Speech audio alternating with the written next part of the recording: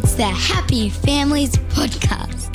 It's the podcast for the time-poor parent who just wants answers now. The ADHD experience is increasingly common, and most people who are either going through it themselves or dealing with children who are diagnosed are finding it very, very challenging. Hello, my name's Dr. Justin Coulson. Welcome to the Happy Families Podcast. Today, my guest is Jane McFadden, a former psychologist. After studying psychology and starting out working as a psych, Jane decided to forge her own path. She wrote the first online psychology program for veterans with PTSD in 2019. And her business has grown to the largest psychology company in Australia in 2024. Jane continued, though, to battle burnout, stress and anxiety until she received an unexpected shock diagnosis of ADHD in 2022. And all of a sudden, everything made sense. Answered all the questions that she had about what was going on with her and ignited her passion to help other women and girls avoid being misdiagnosed and wrongly medicated. Jane found ADHD medication life-changing. However, this medication unveiled autistic traits that led her to be diagnosed with autism in 2024, earlier this year. Currently, Jane is studying a master's in child and adolescent psychology to further understand neurodiversity and began a podcast called ADHD Mums last year, which hit number 2 in Australia in just a year. Now Jane works as a speaker, an author, a neuroscientist, and neurodiversity specialist. She lives on the Sunshine Coast, just down the road from me, actually, with her husband and 3 kids who all also are neurodiverse. And Jane joins me on the podcast today. Hey, Jane, thanks so much for being here to talk ADHD, ADHD mums, ADHD families, and your ADHD experience. Really appreciate you being here. Oh, thank you for having me, Justin. It's always been a dream to come on here. I was actually one of the first members of the Happy Family membership back years ago. I was in the first 5. That is that's really, really great. I'm so glad that we're getting to have this conversation, and I'm really delighted that Happy Families has been a part of your life. Tell me, when it comes to neurodiversity, lived experience, actually having the diagnosis, having kids with diagnoses, what does that feel like in a family of 5 where everyone ticks at least one of those boxes? Well, you know what, to be honest, I didn't realize it wasn't normal. And obviously normal is air quoted, what's normal. Sure. But my experience of the world was that was normal behavior. So we always arrived in chaos, but it was always exciting and fun. And I didn't realize until my kids got a little bit older that there was an issue. What really broke the camel's back for me was I was running 2 different businesses, and my eldest child had just hit prep. And we all know when you have your oldest child hit prep, it's like nothing other. It's, the uniform, and you've got to be there on time, and you have to have all the things. And it was the first time when I was standing around with all the other mums that I thought, ooh, I'm actually way off. Like, I've always been a bit different. I've always been a bit much, but I've always made it work. And I really couldn't make that prep experience work. And so that was when I was like, actually, this is something beyond me. What's fascinating to me is you've got a psych degree. You've practiced as a psychologist and you missed it. And this is a story that I hear all the time. We just this is how I live. This is who I am. My life philosophy has always been bite off more than you can chew and make it up as you go along. And that kind of fits with that same kind of vibe, right? This is just who I am. This is just what I do. And then somebody says, oh, are you aware? What was it other than the fact that your preppy was struggling and your family did not feel like everyone else's as you were observing? Was that the only thing that sort of set alarm bells off for you? And when did you realize that it was actually you? This is a funny one, actually. So I was running 2 massive companies, like massive, right? I had 3 kids under 5, and I was having all the success in the world career-wise, financial success, career success, and I was getting all the accolades, which I've always received a lot of positive feedback for my ADHD traits. So again, I just thought I was a go-getter. And can I just jump in here on this, Jane, because the whole idea of ADHD is it has to interfere with functioning, right? Otherwise, you don't worry about the diagnosis. If you can learn how to take those traits and use them in adaptive ways, then you don't get a diagnosis. You're just a really high achiever. You're a go-getter. You're a type A, I can conquer the world, do everything kind of person. Absolutely. And so the feedback and the image I was putting on at the pickup was just this probably, I feel weird saying it, but probably a really great person who seemed like she had it all together and seemed very successful. the issue was that all the little things were the problem. I didn't have the Seesaw login. I couldn't do the homework. I couldn't get her there on time. I never could figure out the uniform. And it was all the small things, which I usually avoid. So I just get other people to do them, right? Like staff, you get staff to do all that. But when it's my child, I realized I actually cannot do this. Like, this is a problem for me. Time to get a nanny.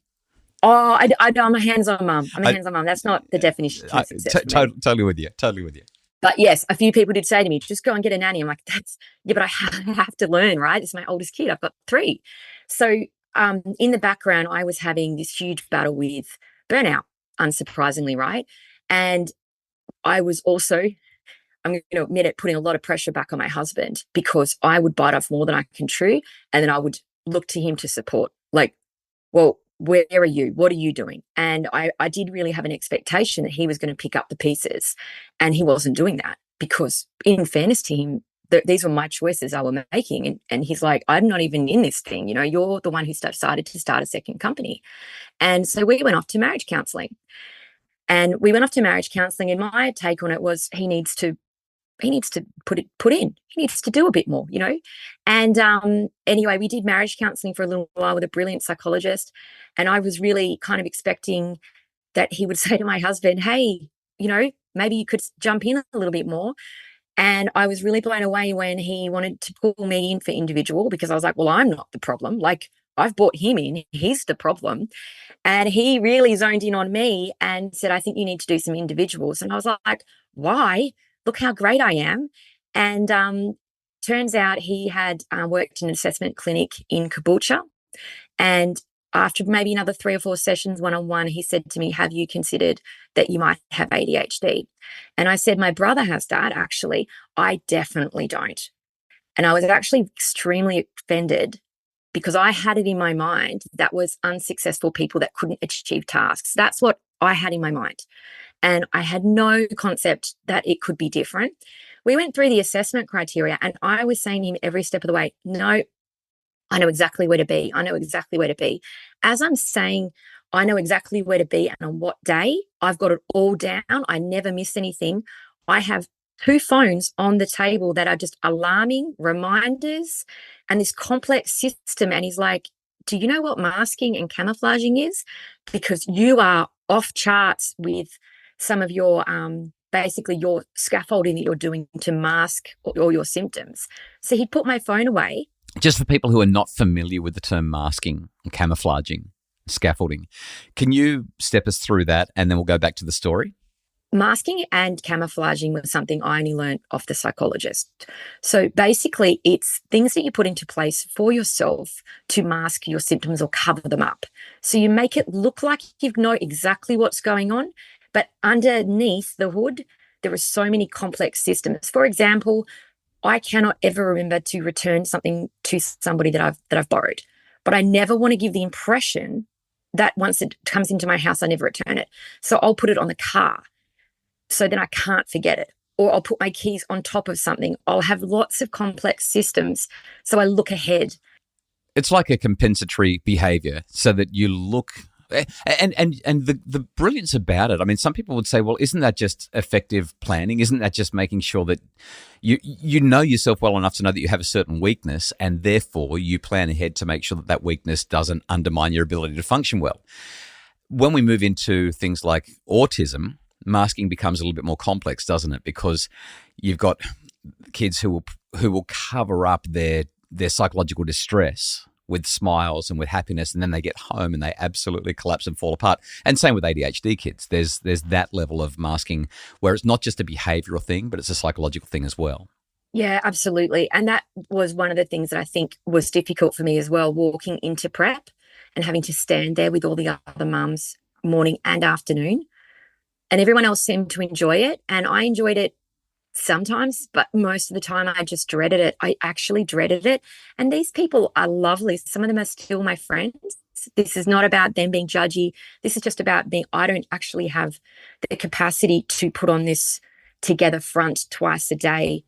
Sometimes I can't do it. And I would actually beg my husband to go for me. And he'd be like, why? The people are great. It's like, they are great, but I can't do it today. I can't. And it was like this physiological response.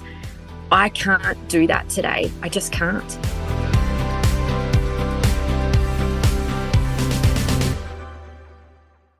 Jane, take me back into the office again with the psychologist. You've been told that you're masking. You've been told that you're doing all of these compensatory behaviors to make it look like you've got it together when really you're the proverbial duck looking calm on the top and paddling like crazy under the water. What happens then? You're angry, you're upset, you think that he's kidding, but there's a little alarm bell going off in your head saying, I think the psych's onto something. One of the things that I think is really interesting is when parents say they don't want to diagnose a child because, they want to label them or hold them back or, like paint them with a brush of, ADHD or something. But for me, when I agreed with him and I could see what he was saying, I felt an enormous relief because I had always wondered, what's wrong with me? Why am I so different? Why do I move states every 6 months? Why do I go to Bali without any means to return? Why do I make these crazy decisions? Why do I open up Airbnbs and get these big ideas? And when he actually pointed it out to me, I was so relieved because I'd been diagnosed with all kinds of things over the last 25 years. I started a mental health battle when I was 14, and it has been up and down the whole time. So when he said that to me, I rang my best friend, and her husband has ADHD and has always had ADHD. So since he was a child. And she said to me, oh my God, that makes so much sense, because it was an answer for once. And there was hope. There was medication. It wasn't, I was on this just like kind of like mouse wheel, where you're going around and around and around doing the same thing over and over, attempting to have boundaries, not being able to do any of the therapeutic strategies a psychologist tells you to do, not be able to ever figure out the executive function. And it felt like hope for the first time. So, Jane, let me ask you, when a parent, and you run a podcast and an Instagram and Facebook page called ADHD Mums, when a mum or a parent doesn't get the help that they need, if they don't have the diagnosis, if they don't see the reality that's right in front of them, I guess, that they're living with, what are the consequences of that? Well, for me, I haven't met anybody, and as I said, I run a very popular podcast. I haven't seen, heard, or received a message from one person that said that they wished they didn't know. They wish their parents hadn't told them. I've never, ever seen that. And I think if you don't want to label your child with anything, with any kind of diagnosis, they will know anyway, and they will label themselves. And trust me, the label that they give themselves will be worse than an actual label with a diagnosis. For example, I'm not good enough. I'm stupid. I need to focus more. I'm the problem. As well, if they're masking or camouflaging symptoms or traits, for example, let's say you've got a child that won't put on their shoes. Now, my daughter in prep spent 90 minutes putting on her shoes, 90, and I had no idea there was anything going on. So I'm just going, put your shoes on. Why is it so hard? Telling her there was no issue. It was only after she was diagnosed and I realized, and I took the time to sit with her and said, what is it about your shoes? Like, explain it to me. Like, I want to know. And she said to me, it feels like glass. It feels like hurting me. It feels like I've got splinters. It's hurting me. I can't stop thinking about it. It makes me cry. And when she broke it down, I thought, oh my God, I can't even imagine. I actually felt terrible for just ignoring her, and actually a major sensory issue that she has, which I should have got the jet-proof socks. I should have got more help with this stuff, but I didn't know. So I think the connection with my kids has absolutely changed since we have all become diagnosed and given therapy. And it's not about medication necessarily. It's about understanding and connection, which is why I continue to follow your podcast even when we were all diagnosed, Justin, because connection first is exactly the same for any child that's neurodiverse or not. It's still the first point for me. Jane McFadden is a former psychologist and neuroscientist. She is a mum of 3, and she runs the Facebook page and Instagram page ADHD Mums, as well as the podcast ADHD Mums. You can find out more about her there. Jane, thanks so much for chatting. Great to hear about your story, and I'm sure that there are so many mums who have got either ADHD kids or have their own lived experience of ADHD themselves who are listening to this going, yep, this is exactly what I needed to hear. This is reassuring. This is comforting. This is kind of my story. So appreciate you taking time out to have a chat. Thanks for having me, Justin. The Happy Families podcast is produced by Justin Rulon for Bridge Media. If you'd like more information about making your family happier, check out happyfamilies.com.au and have a look at our new membership. We've revamped it, we've revitalised it with additional new resources for not just you, but your kids. Felt. Fostering emotional learning together is all part of the new Happy Families membership. Online now at happyfamilies.com.au.